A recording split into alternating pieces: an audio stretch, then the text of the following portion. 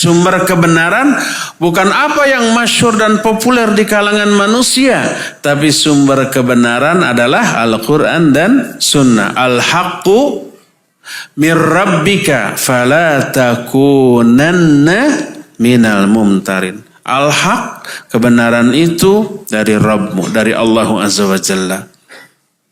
Apa yang datang dari Allah? Al-Quran. Yang dijabarkan dengan sunnah. Maka jangan kalian menjadi orang yang ragu-ragu. Itu adalah kebenaran. Patokan, standar, barometer dari kebenaran Al-Quran. Bukan banyak sedikitnya pengikut. Bukan apakah itu menjadi kebiasaan yang dilakukan diyakini oleh umumnya manusia atau tidak, bukan. Al-haqqu laisa bil kathrah. Kebenaran tidak dilihat dari banyaknya pengikut.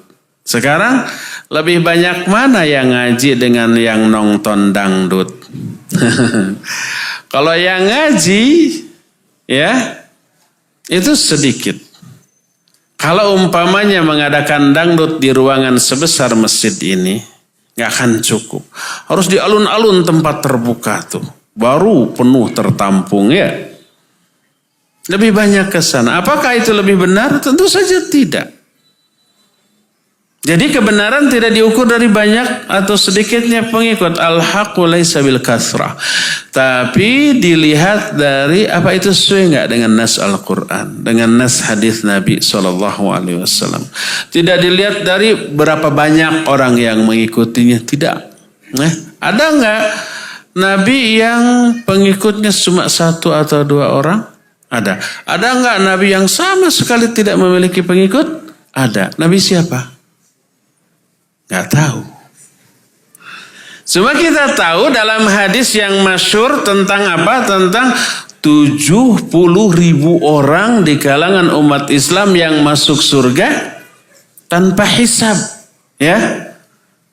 Kan kata Nabi SAW, Uridu alayya umamu man kana qablakum. Ditampakkan kepadaku umat-umat terdahulu sebelum kalian. Ya. Maka ada seorang nabi yang diikuti oleh sekitar ruhat. Ruhat itu bilangan dari 3 sampai 9 orang. Bisa dihitung dengan jari. Makna bisa dihitung dengan jari apa? Tidak lebih dari 10 orang. Kan jari kita cuma 10 ya. 11 saja sudah gak bisa dihitung dengan jari tuh. Bisa kita dengan kaki. Ruhat. Bisa dihitung dengan jari. Ada yang nabi yang hanya diikuti 1-2 pengikut. Ada juga nabi yang sama sekali tidak punya pengikut. Apakah nabi itu salah? Enggak. Kalau nabi hanya 1-2 orang yang menjadi pengikut, berarti kebanyakan ikut siapa? Ikut syaitan, laknatullahi alaih. Ikut orang-orang yang menentang nabi ini. Jadi kalau kebenaran dilihat dari banyaknya pengikut, para nabi salah tuh. Karena umumnya lebih banyak penentang para nabi daripada pengikut para nabi. Ya. Kedua, itu pertanyaan pertama. Apakah para nabi itu salah karena nggak ada yang mengikuti? Enggak salah. Mereka benar.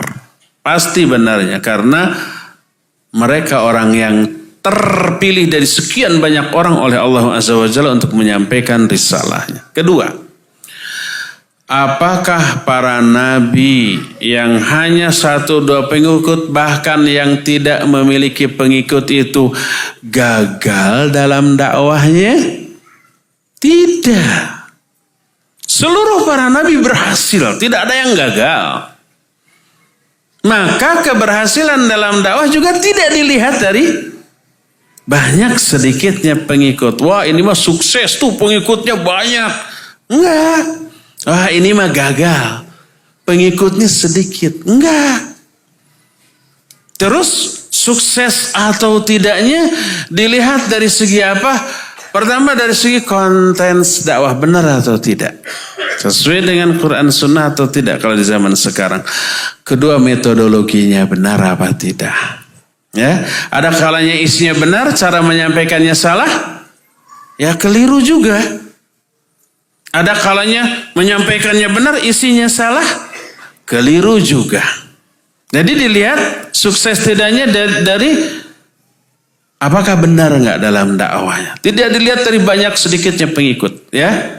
Tidak dilihat dari berapa jumlah jamaah yang hadir, enggak. Oh, itu mah pasti benar sebab pengikutnya yang hadir selalu banyak, tidak.